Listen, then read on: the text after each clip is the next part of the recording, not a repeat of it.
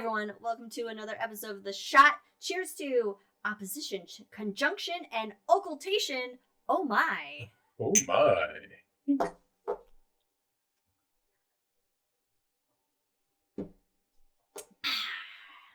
So, lots of terms get thrown around regarding the motions of objects in our solar system. Sure. You know, there's news articles that are like, oh, the conjunction of Mars, the opposition of Jupiter, all these random things. But what do these Who mean? dares oppose Jupiter? Exactly, you shouldn't. It's big.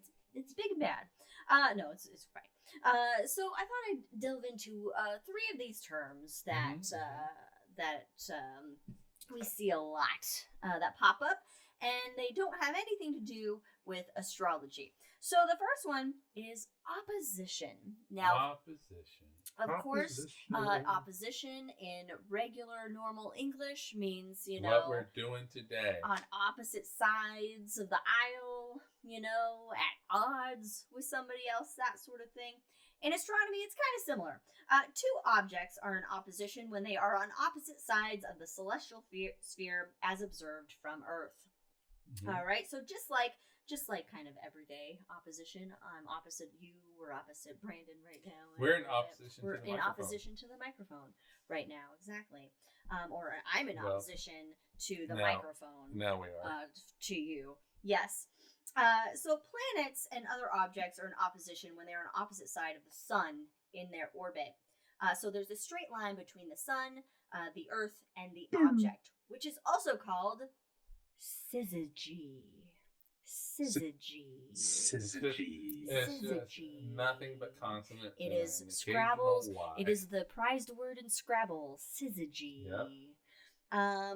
It only happens with the superior planets. Oh. No, these are the superior planets from Earth, basically, are the outer planets. So Mars and Jupiter, Saturn, Uranus, Neptune, Ceres, Pluto, most asteroids, that kind of thing. So not with Venus and Mercury. Because they can't get on the other side. They're inferior. They're inferior to the superior planets. And when a planet is in opposition, that is the point in their orbit where they're roughly the closest to Earth, and it makes them appear brighter and bigger in a telescope. As big as the full moon. Yes, always as big as the full moon. Yeah, so they're not actually literally close together in terms of real distances. They just appear to be close together from our perspective on the Earth. So conjunctions involve either two objects in the solar system or one object in the solar system and a more distant object, such as a star. And it's all about perspective. Exactly like Brandon's fingers. They look like they're close together. I mean, they kind of are. They're in the same room with him. One would hope. It would be. For my next magic trick. Yeah. Look in your mail, Liz. If we had Brandon's finger. What's in the box? Brandon's finger. So you also have inferior and superior conjunctions. An inferior conjunction occurs when the two planets lie in a line on the same side of the sun. An inferior planet would be on the opposite side of the sun.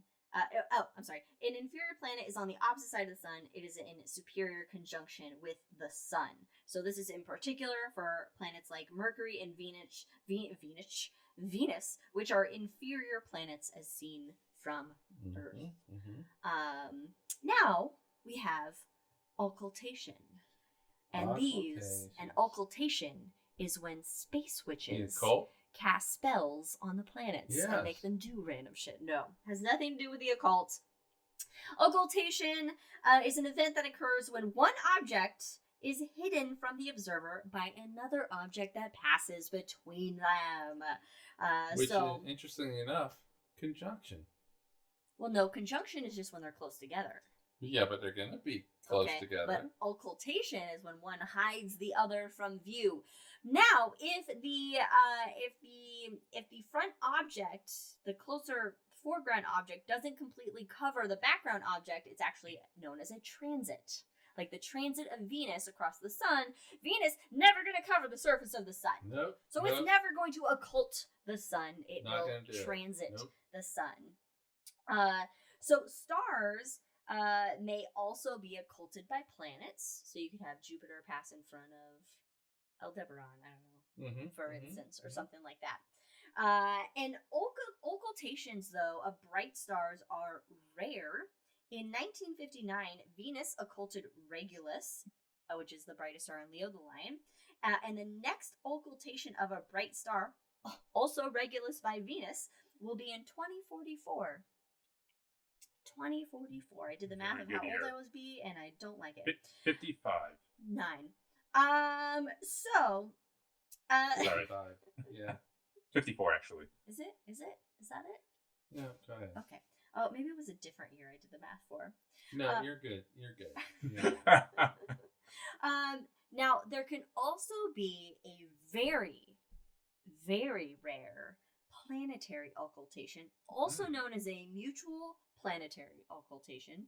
Okay. The last occultation of transit occurred on January 3rd, 1818, and the next will occur.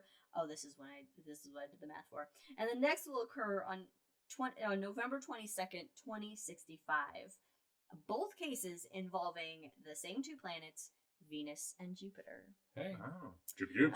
Now, there is something even rarer that happens with a planetary occultation, and that is Jupiter and Saturn. Oh. Jupiter and Saturn. Pretty. Which roughly look kind of the same size in the sky from our perspective, just looking at them here on Earth.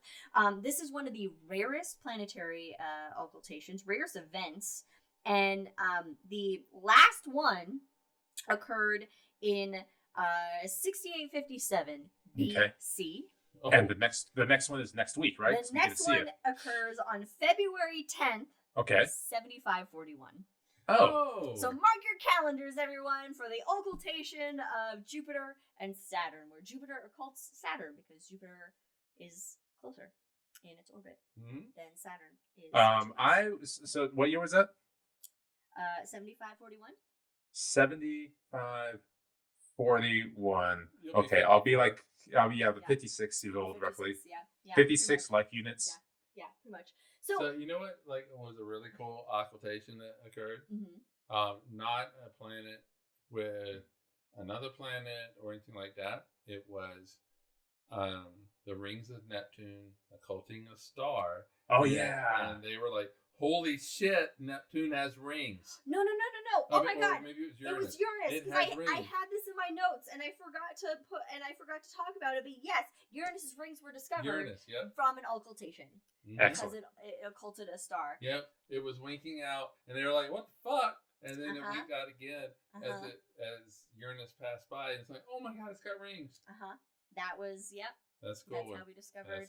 Nice. Uranus's rings. Typically, occultations are like lunar occultations, where the moon, being big in our sky, passes in front of a planet or a star or something like that. But some cool shit can happen, So cheers to physics, perspective, and orbital motions, everyone. Thanks for joining us on this episode of The Shot. We'll see you next time. Cheers.